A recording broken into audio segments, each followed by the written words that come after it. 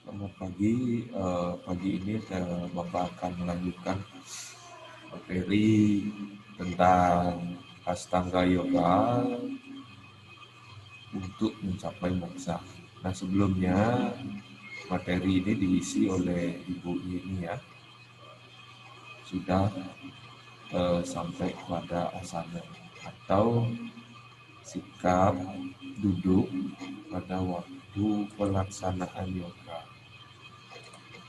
Nah, mengatur sikap duduk ini Bapak ulang lebih sedikit sangatlah penting ketika kalian melaksanakan yoga asanas, karena ketika posisi yang nyaman, kemudian tenang, sehingga konsentrasi kalian pada saat pelaksanaan yoga itu bisa tercapai. Nah, karena yang terpenting dalam pelaksanaan yoga itu adalah konsentrasi dan pikiran yang tenang beserta nyaman. Sangat tidak mungkin di dalam pelaksanaan yoga kalian itu pikirannya masih kemana-mana. Ya, sama seperti halnya ketika 2 hari yang lalu. Nah, 2 hari yang lalu itu adalah pelaksanaan dari Siwaratri. Nah, di dalam Siwaratri ini juga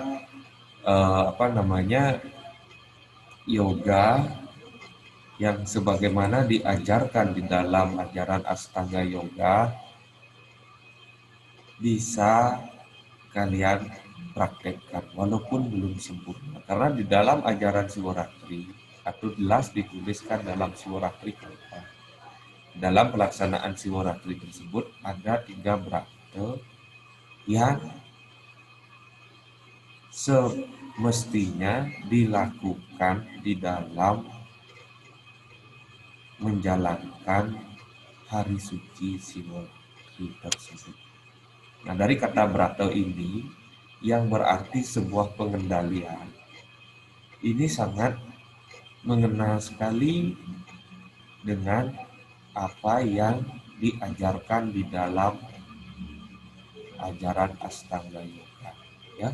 Karena pada dasarnya ajaran Astanga Yoga ini merupakan sebuah pengendalian, baik pengendalian fisik, perkataan, dan pikiran. Begitu pula di dalam pelaksanaan Brata Siwalatri ada 3 terpenting. Yang pertama itu adalah upawasa. Yang kedua adalah monobrata. Yang ketiga itu adalah jagra atau ajagra. Nah, ketiganya ini jika kalian bisa lakukan dengan baik, kalian sudah mempraktekkan apa yang disebut atau dijelaskan dalam ajaran-ajaran Astanga Yoga. Tuh, salah satu contoh misalnya upawasa atau bahasa Indonesianya puasa. Puasa di dalam artian ini bukan berarti kalian tidak makan dari pagi sampai ketemu pagi. Banyak langkah-langkah puasa. Nah, arti puasa itu bukan hanya sekedar tidak makan. Yang terpenting itu adalah pengendalian hawa nafsu kalian. Entah itu nafsu yang ada di dalam pikiran dan nafsu-nafsu yang lainnya.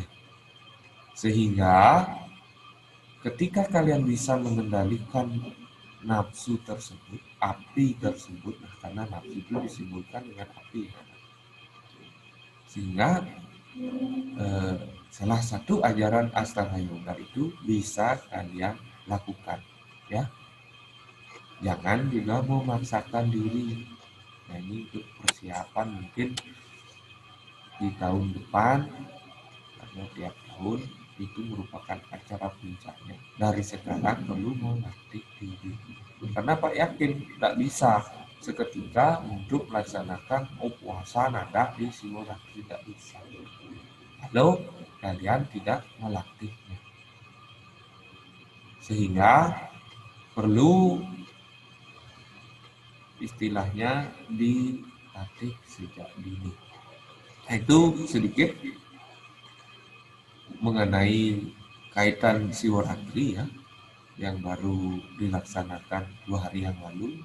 mungkin ada yang melaksanakan dari rumah dan lain sebagainya, itu karena terpaut dengan situasi pandemi COVID-19. Penting juga bagi kalian memaknai Siwalatri di masa pandemi ini, bahwa tujuan Siwalatri bukan hanya sekedar bersembahyang ke Puro Dalam atau cari pura-pura yang lainnya. Justru di tengah pandemi ini kita diberikan waktu yang sehingga seperti yang diajarkan dalam Ashtanga Yoga, konsentrasi pikiran sangat penting di dalam melaksanakan beranda atau pengendalian diri. Sehingga melaksanakannya di rumah masing-masing pun tidak menjadi sebuah permasalahan. Karena tujuan dari melakukan persembahyangan, tujuan dari melakukan doa bukan untuk ditujukan kepada orang lain, melainkan tujuannya adalah bagaimana kalian bisa membangkitkan kesadaran tertinggi pada diri kalian atau dalam diri kalian. Untuk pamer, irago kepuro pangtuko ukene gitu dan lain sebagainya, bukan ya. Nah, tujuan kalian melakukan persembahyangan baik itu di rumah di puro itu adalah untuk membangkitkan kesadaran tertinggi atau Tuhan yang ada pada diri kalian.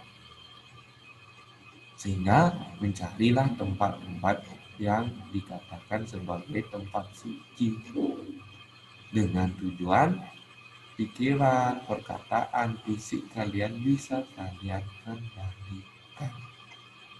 Itu.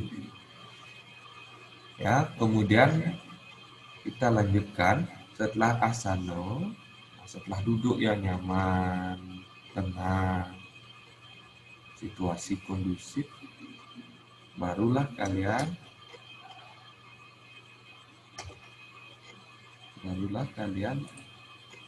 melaksanakan mengatur nafas atau disebut dengan pranayama.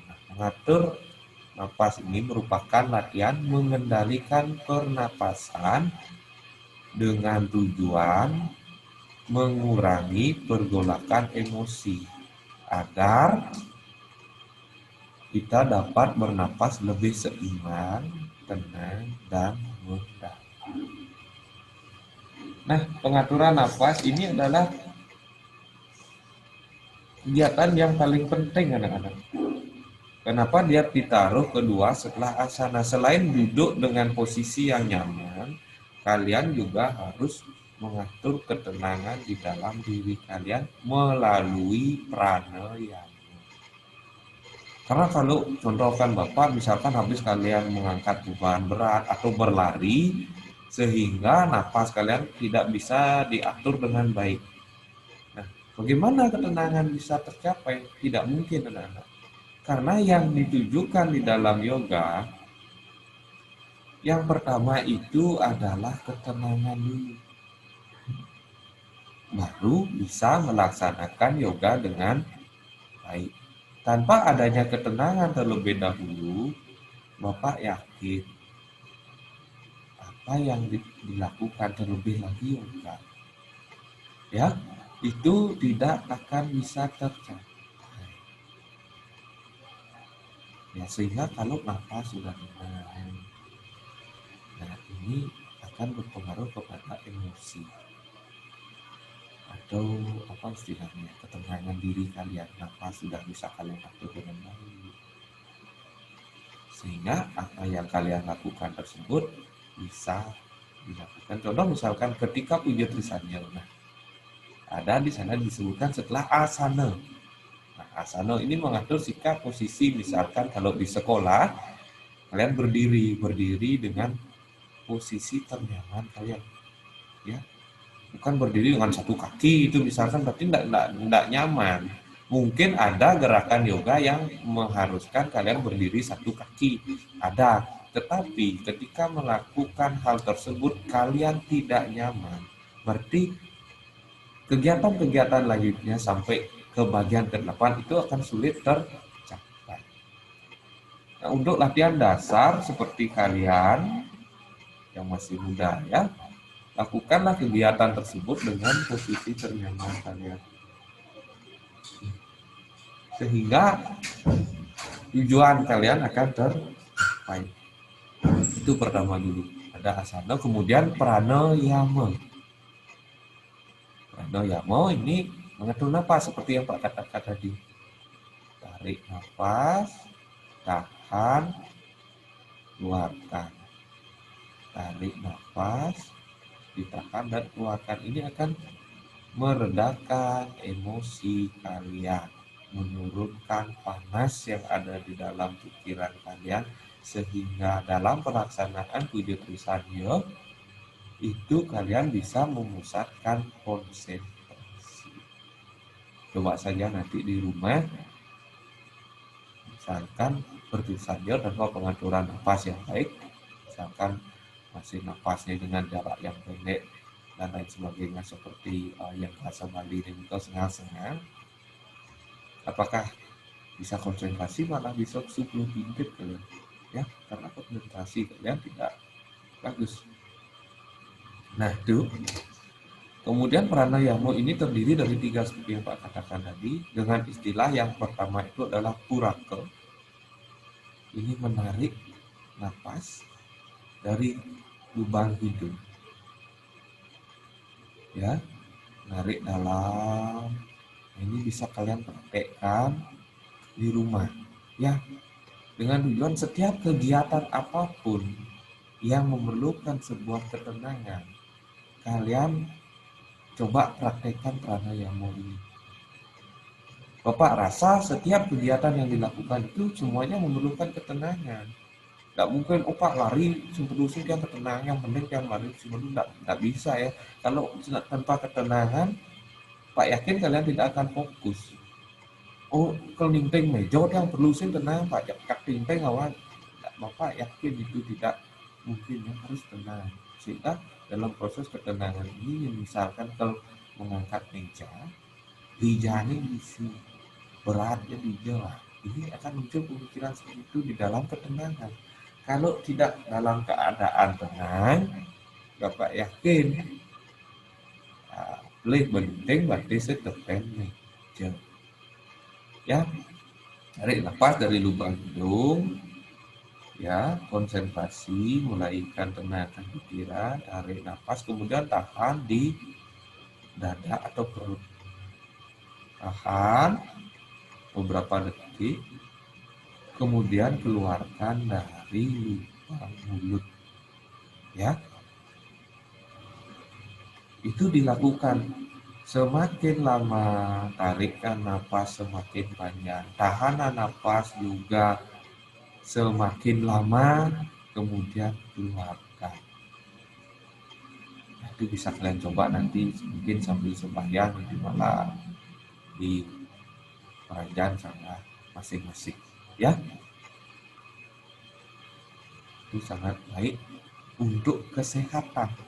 Nah, selain untuk beryoga, pranayama juga sangat baik untuk kesehatan, terlebih lagi di masa pandemi COVID-19 sekarang. Mungkin sebagian dari kalian sudah mengetahui virus ini menyerang area pernapasan atau ada pada jalur pernapasan kalian. Nah, dengan melakukan pranayama setiap hari, mungkin sebelum tidur atau saat sembahyang, area pernapasan kalian ini akan panas dia. Bukan kalian yang kepanasan, tapi jalur pernapasan kalian ini akan panas diakibatkan karena pembuluh darah pada area pernapasan kalian membesar ya, sehingga dengan panasnya tersebut, virus tersebut kalian dapat hindari, tapi tetap juga dengan menjalankan protokol kesehatan, memakai masker ketika Anda keluar dari rumah, kemudian mencuci tangan, menggunakan hand sanitizer, dan menghindari kerumunan. Mungkin ada yang bertanya, Pak, mungkin cara melakukan pranayama pemerintah mau masker ya, jangan pakai masker karena melakukan pranayama itu tidak di tempat kerumunan atau di tempat umum. Itu lucu nantinya, karena seperti yang Pak katakan di awal, ketika orang melaksanakan yoga, yang terpenting itu adalah bagaimana situasi dan kondisi tenang dulu, barunya melaksanakan yoga. Ya, karena Bapak melihat sekarang itu banyak yang bergeser. Banyak orang datang dengan permasalahan kehidupannya. Oh yoga dek banyak tenang. Oh milu yoga apalah istilah dan lain sebagainya agar untuk menjadi tenang. Bukannya terbalik ya? Tenang dulu baru bisa beryoga. Bagaimana dalam keadaan kalau pikiran mungkin patah hati, dalam keadaan marah, kita bisa memusatkan pikiran Bapak? Mustahil, tak bisa itu. Ya, sehingga ketika kalian melaksanakan yoga, ketenangan itu lebih penting. Jadi mungkin untuk mengenal tugas tidak ke yoga enggak. Selesaikan dulu tugas-tugas kalian. Setelah itu baru bisa melaksanakan yoga. Kalau masih terbagi pikiran kita, itu sulit untuk melaksanakan. Nanti akan ada di penjelasan-penjelasan berikutnya. Ya, itu tentang pranayama atau pengaturan nafas. Nah, setelah posisi duduk tenang, yang disebut dengan asana, kemudian pengaturan nafas sudah baik, sehingga dilanjutkan dengan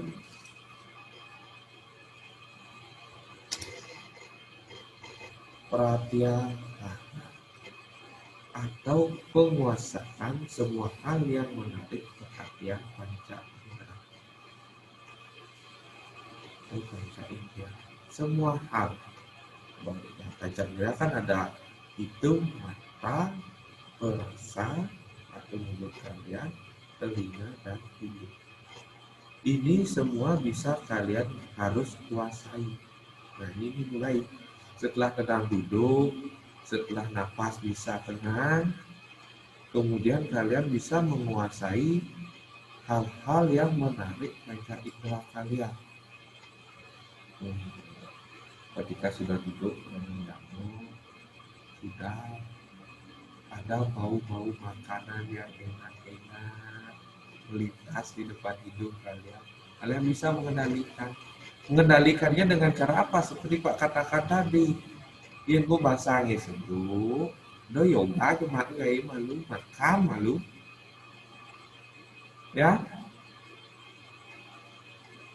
Nah itu salah satu contoh. Sehingga ketika pelaksanaan sembahyang kalian konsentrasi kalian bukan kepada bau makanan tersebut. Ya tetap tujuan kita dari awal apa?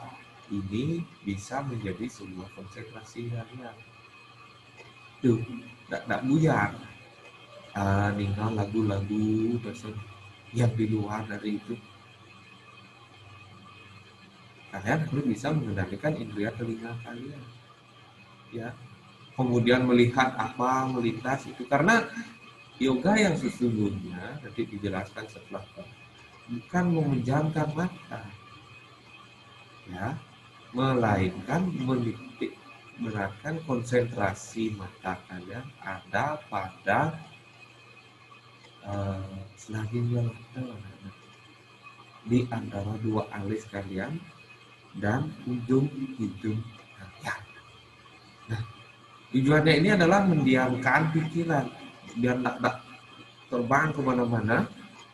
Nah ini merupakan pelatihan yang sangat baik untuk meningkatkan kesadaran kalian sehingga nafsu yang mempengaruhi panca indera bisa dikendalikan. Nah ini baru tahap ketiganya, sudah mulai agak sulit. Ya, kalau asana pranayama mungkin gampang kalian bisa lakukan. Pratyahara ini adalah mengurangi atau menguasai semua hal yang menarik perhatian panca indera kalian, baik itu itu dari suara, bau, visual, terlebih lagi rasa, ya. Dan mungkin ya sambil kalian melaksanakan persembahyangan sambil tunjuk-tunjuk itu makan dan lain sebagainya, itu sudah sangat keliru. Gimana kalian akan berkonsentrasi untuk lu rago kinyu dan lain sebagainya? Tidak mungkin, ya. Nah, kemudian ini yang Pak katakan tadi, dharana, pengendalian pikiran agar dapat terpusat pada suatu objek konsentrasi. Setelah kalian bisa mengendalikan panca indera kalian, maka baru bisa memusatkan pikiran kalian pada suatu objek konsentrasi. Apa yang kalian akan pakai objek konsentrasi itu menjadi pemusatan pikiran kalian. Karena dalam pelaksanaan yoga sangat diperlukan konsentrasi, sehingga perlu memusatkan pikiran pada satu objek, baik yang ada pada dalam diri kita maupun di luar diri kita. Nah, untuk kalian yang baru berlatih, gunakanlah objek konsentrasi yang ada pada diri kalian. Misalkan hati. Nanti salah satu contohnya yang Pak katakan tadi itu adalah ring selagi lelate, atau di tengah-tengah ini, ya, antara alis kalian. Kemudian tutup mata, jangan sampai tertutup. Bawa pandangan mata kalian ke ujung hidung. Itu bisa kalian praktikkan di rumah. Silakan dicoba bagi yang mau mencoba, ya. Itu untuk melatih konsentrasi, ya. Kalau mungkin yang sudah tiap hari melatih konsentrasi sehingga konsentrasi kalian sudah bagus, bisa membayangkan atau memusatkan objek konsentrasi kita yang ada pada luar diri kita. Misalkan api, tulisan Om Karel, bisa, ya. Kemudian hal-hal yang berbau spiritual, misalkan Dewa Siwa, nah itu sesuatu kita melihat Dewa Siwa atau Lingga Siwa. Sama seperti pada cerita Lugdako, seorang pemburu tersebut, ini kembali kepada cerita sebenarnya sedikit karena sangat menurut Bapak, kalau diambil maknanya ini merupakan yoga yang tertinggi, ya, yang dilakukan oleh seorang pemburu. Karena dalam situasi dia tengah malam di hutan, dia sudah tidak menghiraukan lagi apakah dirinya akan dimakan binatang buas, apakah dirinya akan jatuh dari pohon tersebut. Jangan dia kesewangan detik punya daun pinang. Konsentrasinya dia taruh di sana. Terus sampai pagi, dan dia lupa bahwa dia itu ada di atas pohon dan di dalam hutan. Ya.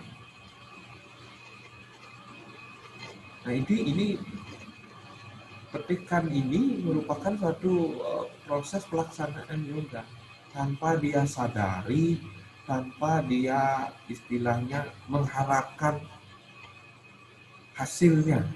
Yang penting dia bisa melewati malam itu, entah selamat atau bagaimana, itu kembali pada urusan Tuhan. Padahal dia seorang pemburu.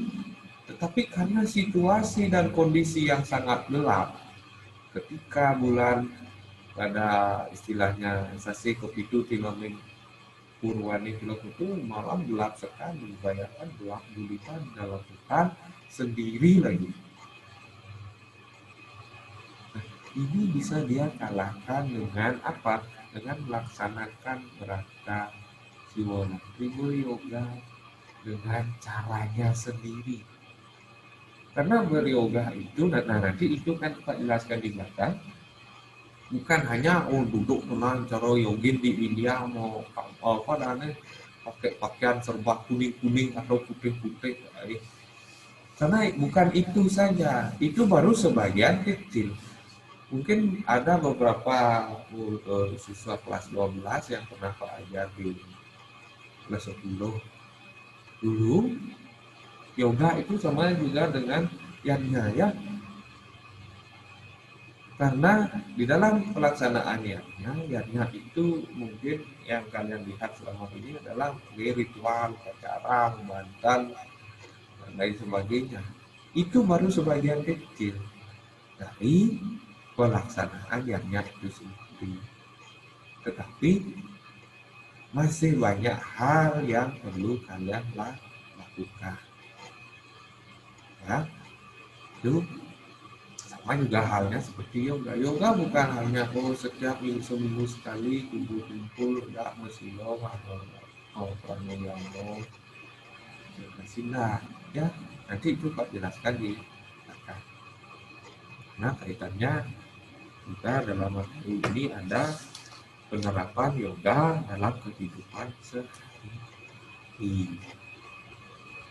Karena tidak mungkin juga kalian tiap hari menghabiskan waktu kalian, apalagi masa muda seperti sekarang, harus banyak mencari pengalaman, ilmu, dan lain sebagainya. Ya, nah itu darana ini sekali lagi Pak pertegas adalah pengendalian pikiran agar dapat berpusat pada suatu objek konsentrasi. Ya, setelah duduk yang bagus disebut dengan asana duduk yang bagus, nyaman dan tenang, dilanjutkan dengan mengatur nafas.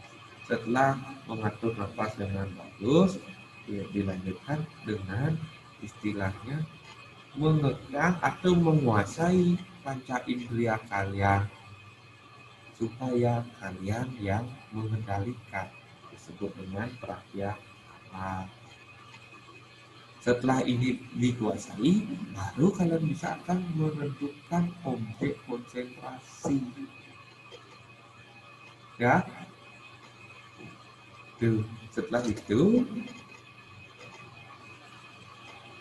Setelah dharana dilakukan, kemudian nyambung kepada yang disebut dengan dhyana, yaitu di mana keadaan arus pikiran ini tertuju tanpa putus-putus pada objek yang menjadi pusat konsentrasi pikiran seperti yang dijelaskan nanti. Apa yang menjadi pusat konsentrasi ketika mulai berkonsentrasi? Ini hal yang paling sederhana. Ketika kalian mulai berkonsentrasi, konsentrasikanlah pikiran kalian pada selanjutnya menuju ujung hidup. Setelah sudah terfokus, baru ini akan terkoneksi dengan baik. Sama ini tidak boleh putus ya. Setelah ini sudah mulai, konsentrasinya loncat kepada tiga saya dewasa. Ada yang angkat tangan? Siapa tadi itu? Nanti itu ya, nanti nya banyak sekali tadi angkat tangan dia. Kita nanti ada yang ditanyakan? Silakan.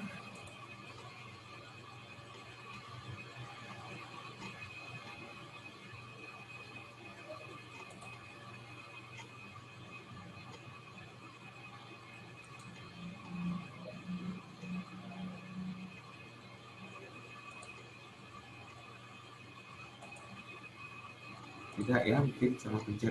Ya, jadi Pak lanjutkan. sehingga loncatan konsentrasi kalian kepada Tuhan.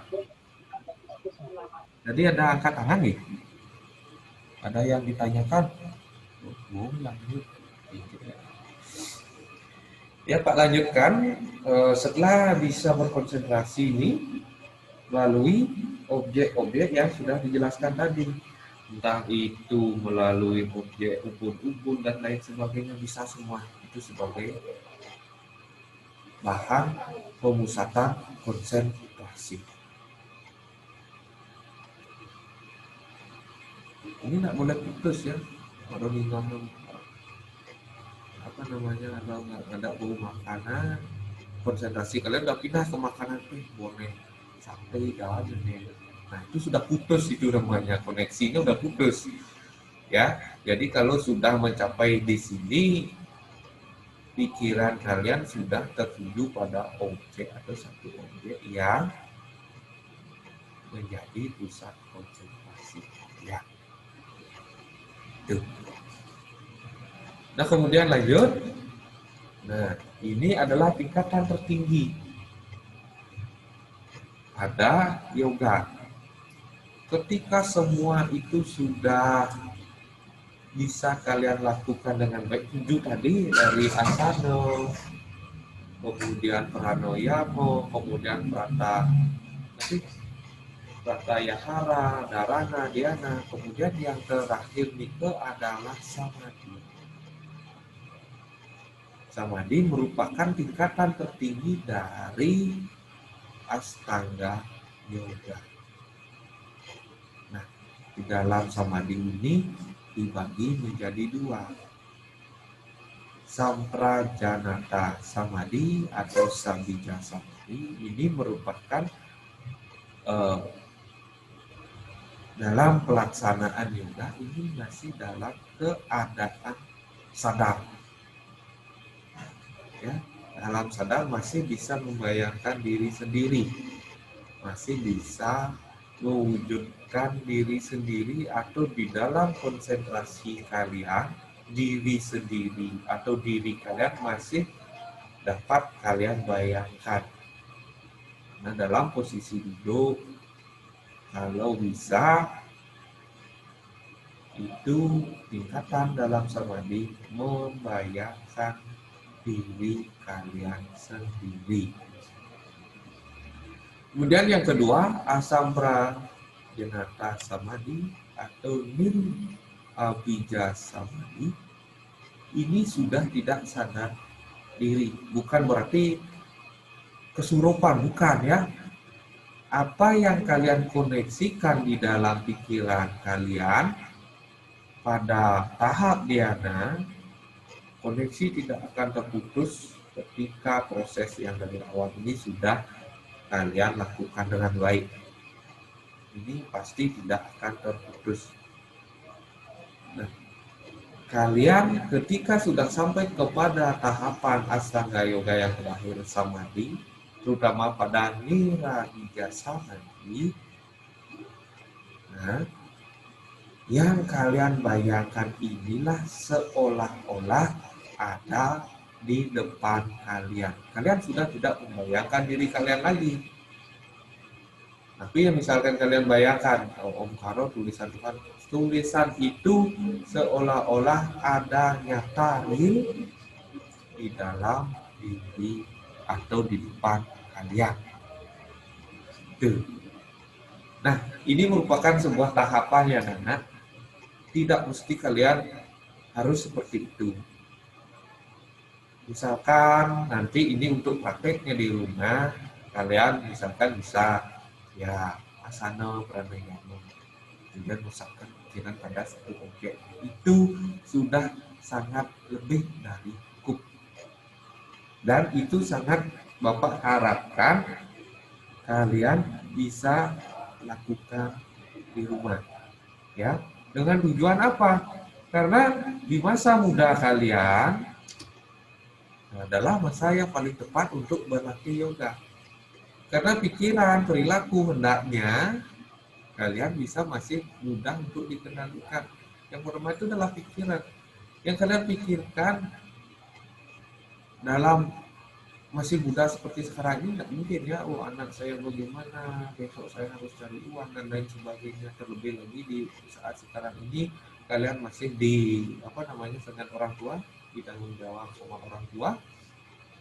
Jadi pikiran kalian ya satu, tugas pokok kalian yang ada dalam pikiran kalian adalah belajar. Kedua, itu adalah bagaimana melatih konsentrasi kalian. Karena ketika pikiran, Bapak sempat baca sebuah artikel tapi lupa anunya alamat webnya. Ketika pikiran kalian semakin sering kalian tidak ajak untuk berkonsentrasi, ukuran atau volume otak kalian itu akan semakin kecil. Ya, maka sering-seringlah otak kalian waktu masih muda ini digunakan untuk berpikir, berkonsentrasi ke hal-hal yang positif. Nah, itu harapan Bapak. Semoga apa yang Bapak katakan tadi itu bisa kalian praktekkan walaupun hanya dari pakai asana, pranayama, dan pratyahara. Ya, nah semoga itu bisa merubah cara berpikir kalian, cara konsentrasi kalian. Tujuannya apa? Untuk belajar. Nah, sekian dulu dari Bapak. Mungkin nanti dalam pertemuan berikutnya kita akan bahas mengenai aplikasi ajaran yoga dalam kehidupan sehari-hari. Nah, ini menarik ya, sama seperti halnya kita mengaplikasikan praktek ajaran yogianya dalam kehidupan sehari-hari. Ya, sekian dulu dari Bapak. Akan dilanjutkan nanti dengan pelajaran selanjutnya. Akhir kata, Bapak ucapkan aturkan para satu. Om satu satu satu Om.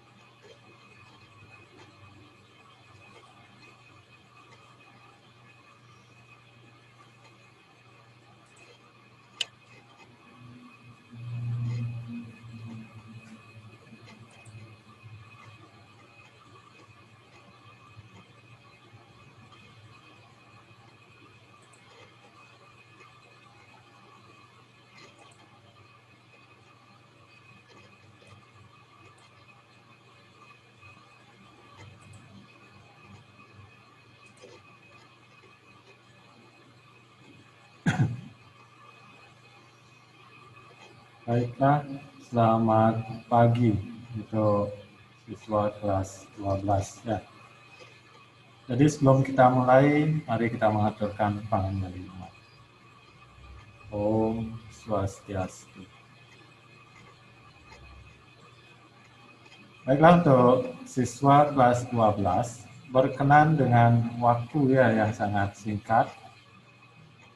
Apalagi sebentar lagi kalian akan direncanakan untuk melaksanakan pra UKK, pemantapan untuk UKK-nya. Jadi untuk materi khususnya produktif, khususnya pada pembelajaran kali ini yaitu kamar tamu, itu kita ambil poin-poinnya karena sebelumnya itu udah ada beberapa yang sudah sempat dibahas. Nah, untuk mempersingkat waktu dari apa yang sudah dipelajari sebelumnya, jadi dalam proses preparing, persiapan, sebagai seorang room attendant, kalian juga harus memahami formulir-formulir yang digunakan oleh petugas room attendant. Begitu juga ketika kalian nanti melaksanakan prakteknya. Apa saja formulir yang akan saya gunakan? Apa fungsi daripada formulir tersebut? Bagaimana pengisian daripada formulir tersebut? Nah, itu yang akan kita bahas pada pertemuan kali ini. Ya. Jadi, sedikit dulu di awal, ada yang masih ingat nggak jenis-jenis formulir yang akan digunakan nanti ketika kalian sebagai seorang petugas room attendant? Ada yang bisa menyebutkan nggak apa saja formulir yang digunakan? Sugi, silakan. Dok Sugi bisa dijawab.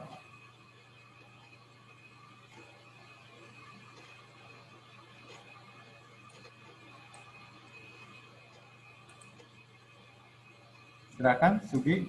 Selamat, Ya, selamat pagi, Pak. selamat pagi. Perkenalkan, saya Niwayan Sudiani dari kelas 12 AP10. Menurut saya, jenis-jenis formulir yang digunakan pada housekeeping departemen, yang pertama yaitu ada room report, room boy and maid control sheet, work order, lost and found. Itu aja, Pak, yang saya tahu. Oke. Jadi tadi disampaikan oleh Sugi ya, room report, room control sheet, terus ada lost and found, Work order. work order. Jadi sebelumnya sudah digunakan form ini. Sudah ya. Oke. Selanjutnya ada nggak yang bisa membantu apa fungsi dari masing-masing formulir tersebut?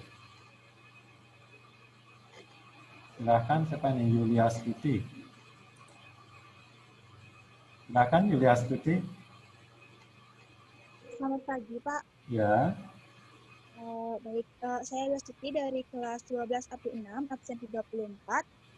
Dari yang disebutkan tadi, yang pertama itu room report, yaitu yang digunakan untuk mencatat, melaporkan status kamar tamu.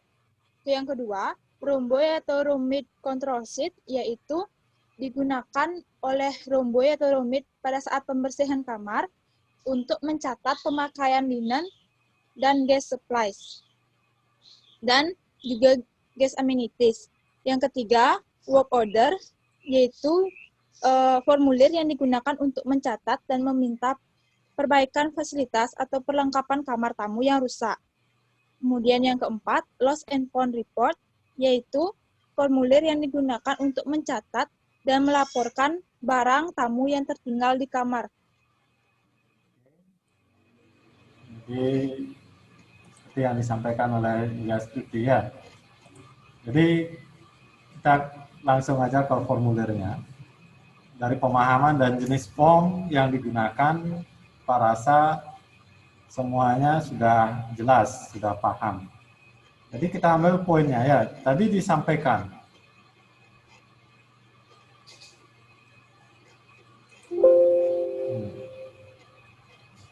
Maaf nih.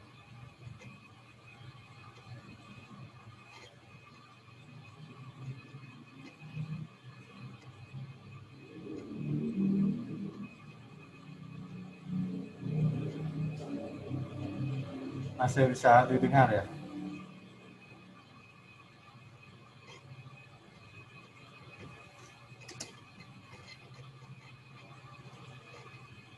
Oke, kita lanjutkan ya. Jadi tadi sedikit ada teknisnya di sini ya. Oke, kita lanjutkan. Dari formulir yang digunakan, tadi sudah jelas disampaikan oleh temannya. Jadi kita lihat bentuk daripada room report yang kalian pergunakan. Jadi kalau diperhatikan, sesuai dengan apa yang disampaikan oleh temannya tadi, jadi pertama, seorang petugas room attendant, dia harus mendapatkan room report atau guest list, biasanya ada yang menyebut di hotel ya. Jadi room report ini adalah laporan mengenai status kamar yang digunakan oleh petugas room attendant sebagai acuan atau bahan informasi dalam melaksanakan tugas satu periode atau satu shift-nya. Jadi masing-masing room attendant dia akan diberikan room report satu-satu, di mana di dalam room report ini sudah terdapat informasi secara lengkap berapa kamar yang harus dibersihkan oleh petugas tersebut, jumlah tamu yang terdapat di dalam kamar tersebut, termasuk kode ataupun room status dari masing-masing kamar tersebut. Nah, dengan kita sebagai seorang petugas room attendant mendapatkan informasi tentang kamar yang akan kita bersihkan tersebut, kita dapat melanjutkan pekerjaan yang akan kita laksanakan. Contohnya dalam tahapan persiapan equipment-nya, perlengkapannya. Ya. Oh, saya dapat 10 kamar. Jenis kamarnya apa saja? Status kamarnya bagaimana? Jumlah tamu di dalam kamar tersebut bagaimana? Sehingga kita sudah mendapatkan gambaran tentang keadaan kamar yang akan kita bersihkan. Sehingga itu bisa menunjang kita dalam melaksanakan pekerjaan ke depannya atau selanjutnya. Oh, saya dapat 1 kamar queen, standar duvet, berarti berapa saya harus menyiapkan duvet cover, berapa saya harus menyiapkan seat, itu bisa kita lihat dari room report ini. Jadi ini dasar informasi yang kita pergunakan di awal dalam proses membersihkan kamar selama 1 periode atau 1 jam kerja shift. Ya. Seperti yang disampaikan oleh temannya tadi, definisi daripada room report. Jadi sebenarnya room report ini dilengkapi atau diisi oleh atasan room attendant yang ada di housekeeping office. Contohnya bisa order taker, bisa floor supervisor yang melengkapi. Ya. Setelah dilengkapi,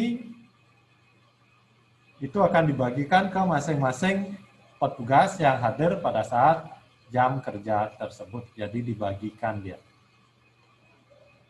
Di mana informasi di dalamnya tadi sudah disampaikan, ada nama petugas, tanggal pelaksanaan kerja, jam kerja, nomor kamar, jumlah tamu, room status, atau biasanya ditulis dengan kode ataupun simbol.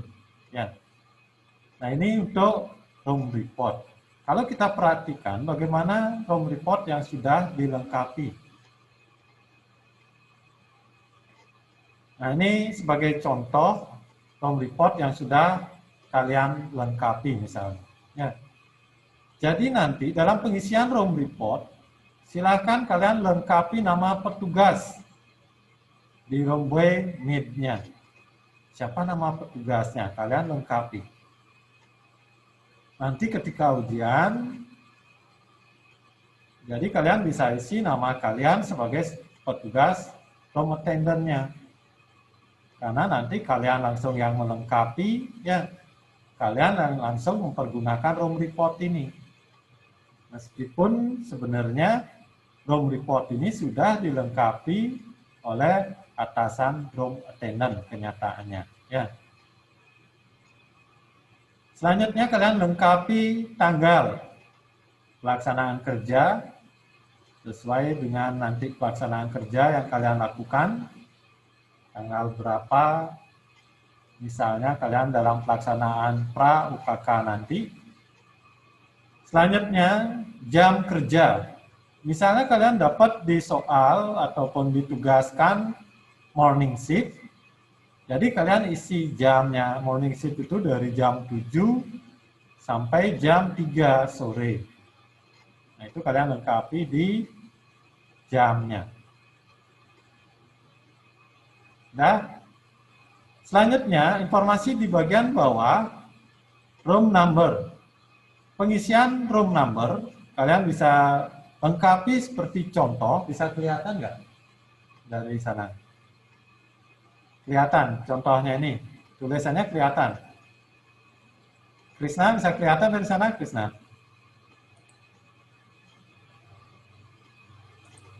Bisa. Oke, kita lanjutkan ya. Jadi nanti seperti ini pengisiannya. Kalau kalian dapat 3 kamar, misalnya kamar 201, kamar 202, kamar 203. Nah, di sini ada tanda khusus di kamar 202. Itu menyimpulkan kamar tersebut jenisnya adalah triple bedroom. Ya.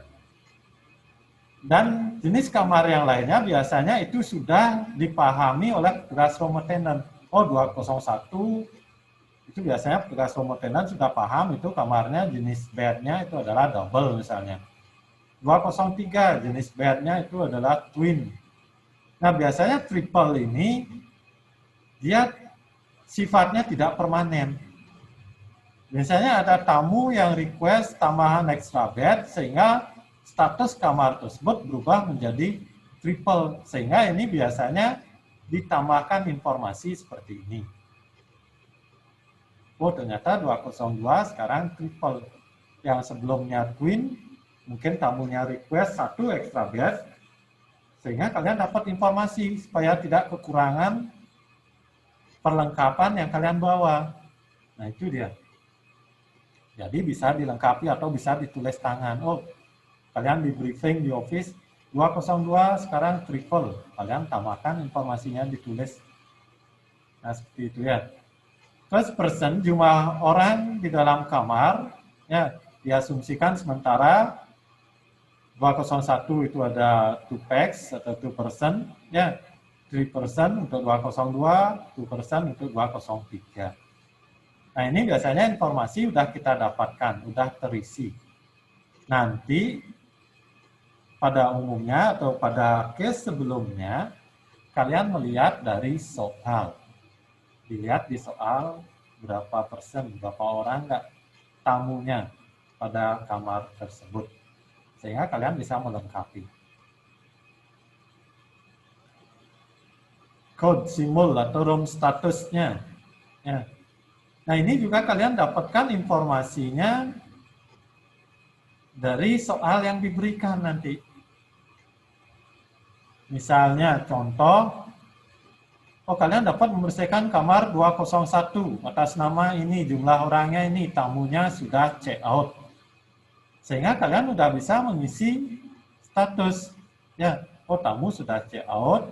Ya, berarti dia kamar itu dalam keadaan vacant dan kotor. Jadi PD bisa diisi. Ya, vacant dirty.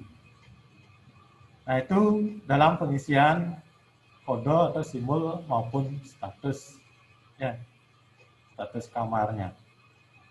Nah, ini untuk melengkapi dan pemahaman daripada pengertian dan fungsi daripada room report form, formulir room report. Jadi kalian pahami terlebih dahulu apa sih fungsi form ini. Asal kalian nggak dibagikan form, dilengkapi saja, saya nggak tahu apa ini fungsinya, pengertiannya apa, cara pengisiannya, yang penting saya lengkapi, terisi. Jangan seperti itu ya. Kalian pahami, oh saya dikasih room report, fungsinya untuk ini. Pengertiannya ini, cara pengisiannya ini. Apa saja informasi yang terdapat di dalamnya. Jadi kalian sudah memahami di sini. Karena berbeda dengan waktu kalian di kelas 11, mungkin hanya pengenalan saja terhadap form ini. Sekarang kalian di kelas 12 tidak hanya melengkapi, kalian dituntut untuk bisa menjelaskan ataupun nanti ketika ditanya atau diinterview, kalian bisa memberikan jawaban atau argumentasi tentang form ini. Ini kok gini pengisiannya, ini apa fungsinya, otomatis kalian harus siap dalam memberikan jawabannya. Nah, untuk room report-nya, ada yang ditanyakan sebelum Pak lanjutkan?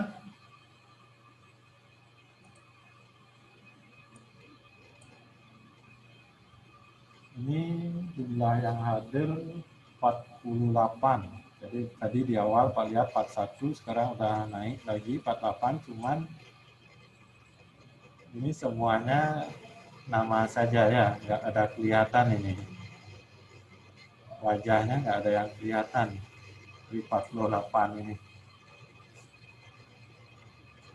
Orangnya masih ya mau perhatikan.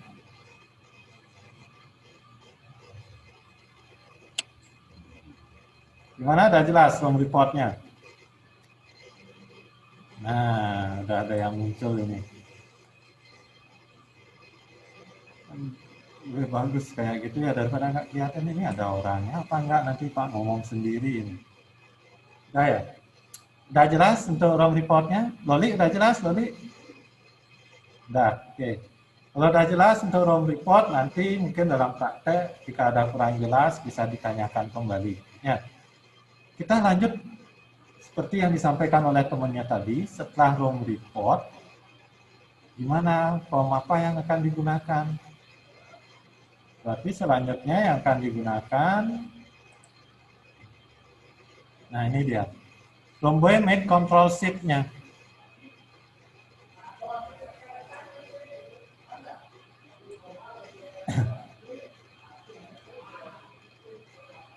Romboy made control sheet.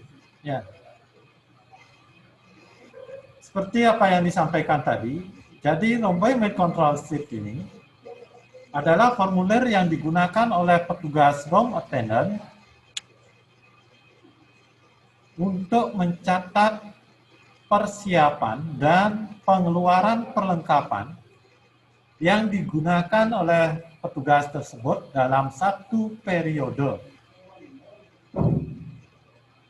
Jadi untuk satu shift tersebut, kalian harus mencatat persiapan yang kalian bawa dan juga perlengkapan yang sudah kalian gunakan.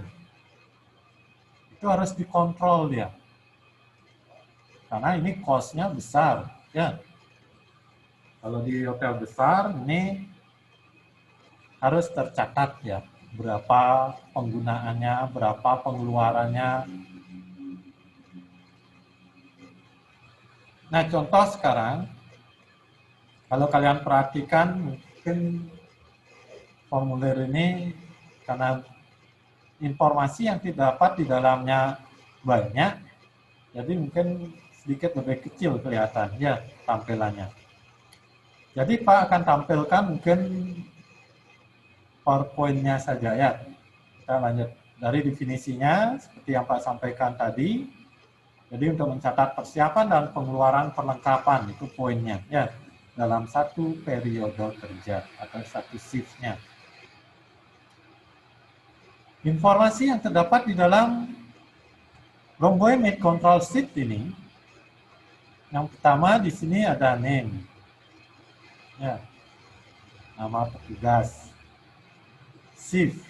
Karena tadi di room report kalian dikasih jam 7 sampai jam 3 sore, berarti kalian isi morning shift, ya, jam kerja. Floor atau session, kalian dapat tugas